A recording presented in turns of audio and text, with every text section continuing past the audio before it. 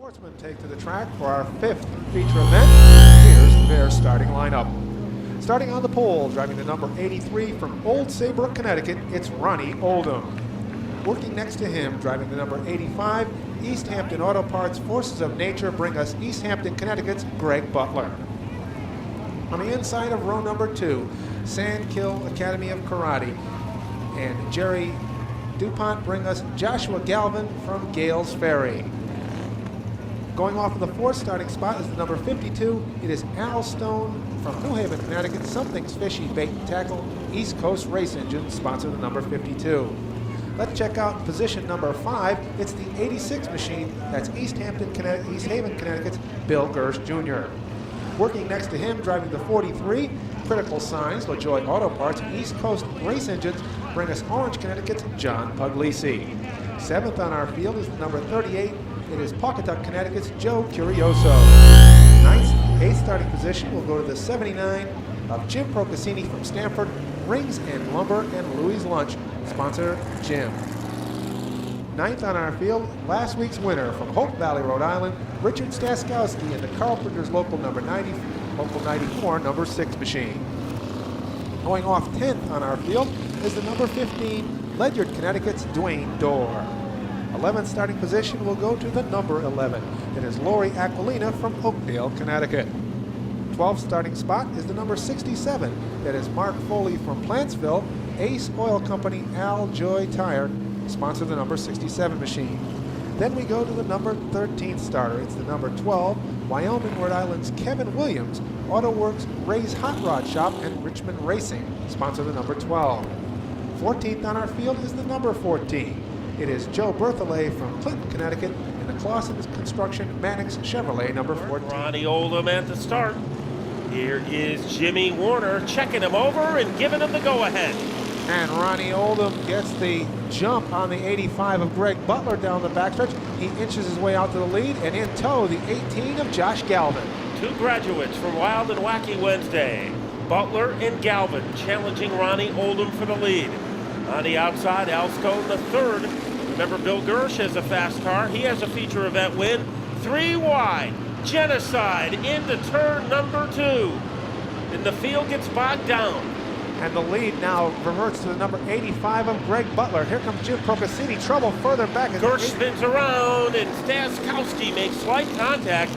And what a Houdini rolling with Dave Barabalt. The cars roar off turn number 4. Jimmy Williams throws a green flag as we tear into turn number 1. It is the 85 of Greg Butler on the inside. Here comes Al Stone, and he'll jitterbug on the outside line and grab the lead.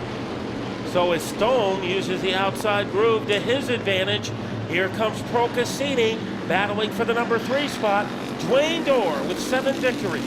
He is going to have to pass 3 pretty good drivers to get to the front. He starts out going to the outside of Procassini, and the missile has left the launching pad. Dwayne Dorr is in third, and he is challenging Butler for second. And now Dorr on the outside grabs the second spot. He'll set off after our leader, the 52 of Al Stone, as they go down the backstretch. Then it is Galvin in 5th, followed by Puglisi and Joe Curioso. But the action is at the front of the speedway. Al Stone drifting a little high, and we know any mistake, and Dwayne Dorr will be quick enough to cash in. Dorr looks to apply the pressure like a vice on the 52. Procassini spins, 79 car. Let's see if everybody can avoid him. No! Mark Patrick Foley thundered into 79, and a little finishing touches.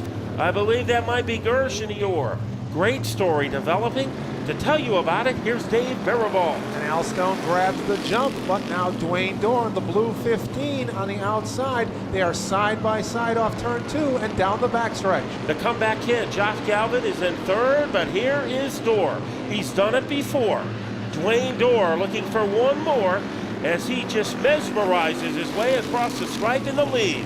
And it's Al Stone in second now. It's the 18 of Josh Galvin as Stone slides up the track. Galvin to the inside. He looks to get the second spot as they go into turn 3. Here is Galvin all over Stone like chalk on a blackboard. But Stone keeps the spot protected. Puglisi and Curioso going at it. That's the battle for 4th and 5th.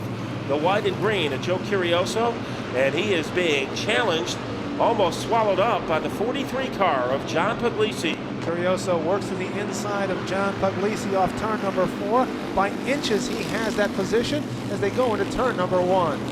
Dwayne Dorr going for his 8th win of the season.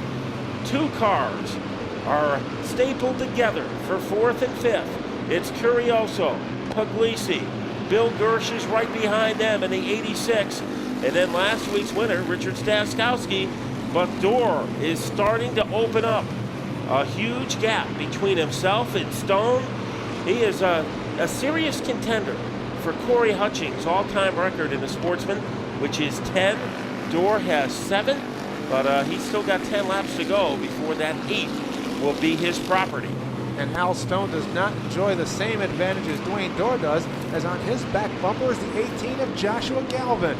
But the battle is on for the 4th and 5th spot as the 38 of Curioso and the 43 of Puglisi are locked together. That's the most entertaining racing right now on the Speedway. Curioso gets a little bit of a turbo boost, and it moves into 4th place, and Bill Gersh is going to try to move into the same vacancy. And it is Gersh now, a top 5 car. Staskowski will be next. Puglisi close to the wall. He might have grazed it as he came down the front straightaway. And Galvin has had problems now as he drops to the inside. That allows Curioso and the rest of the field to get that position as the 18 is wounded down the backstretch. And a fine run is just about to come to a premature ending for Josh Galvin. Ed Clark, who has been back with us, is challenging Aquilina for a position. Dwayne Dorr doesn't want to see yellow, but right now he sees wide open spaces between himself and Al Stone. Just 6 laps left remain between Dwayne Dorr and another feature event win. The 52 of Al Stone sits in that 2nd spot. Curioso now runs 3rd. And here comes Richard Staskowski on the outside of the 86 down the backstretch. And unfortunately, Josh Galvin has had to drop out of the race. So he has become a spectator and leading by about a $7 cab ride. Dwayne Dorr. Let's see if Stone or Curioso, out of the 2 cars, Curioso is a lot faster in qualifying and in practice, but he is finding it very difficult to get around Al Stone, who is having his best run of the season. As the laps tick away, all Dwayne Dorr has to do is keep the car on his marks, and he will take home another checkered flag. But the battle for seconds continues to rage on between the 52 of Stone and Curioso now looks to make one last sweep as we have trouble in turn number 1. The 12 of Kevin Williams has spun around. Puglisi, the top 6. Smoothly through 4, and we are back underway and jumping out like lightning is the 15 of Dwayne Dorr with the lead. In 2nd, we have the 52 of Al Stone, and now the battle for 3rd between the 38 of Joe Curioso and the 86 of Billy Gersh. In 5th is the 6 of Richard Staskowski. 3 laps left as we go this time by, and Dorr has opened up a car length lead on the 52 of Stone. Curioso still sits 3rd. Here's the battle for the 4th spot. The 6 of Staskowski, last week's winner, to the inside of the 86 of Billy Gersh, and by inches he will take that spot. Gersh has yet to fully relinquish it as they go into turn number 1. Dwayne Dorr now ticking down the laps as he will come off turn number 4 with the white flag in the air. Just 1 lap left for the number 15 machine. Staskowski now has navigated the 6 into 4th position as the battle is for 2nd as Curioso now makes a move to the outside. That'll allow Staskowski to get a run on the inside of the 38. Down the backstretch they go into turn number 3. But coming off turn number 4 with another feature event win is the 15 of Dwayne Dorr. In 2nd, the 52 of Al Stone. In 3rd was the 38 of Joe Curioso, the 6 of Richard Staskowski. Here is the traditional smoke show we have seen many times, exactly 8 times for Dwayne Dorr. As here comes Bill Gersh with a thumbs up. So a pretty good sportsmanlike gesture for Bill Gersh. But the Elite 8 for the man nodding his head, Mr. Intensity himself, and he will put another sticker on the hood of that number 15 car.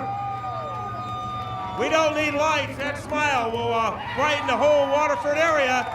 Dwayne Dorr. Dwayne, how concerned were you when that yellow flag came out with 4 laps left? I wasn't concerned at all. This car was on rails. Whatever they did to the track was awesome because I couldn't even break this thing loose tonight. It was awesome. And it looked like, of your 8 races, it looked like you might have had maybe the best car tonight. At least that's what it looked like in the grandstand. Yeah, this car was excellent tonight. You know, I had to thank my crew. They were there every night this week. We had a brake problem last week. Eddie never stopped until we got the brakes right.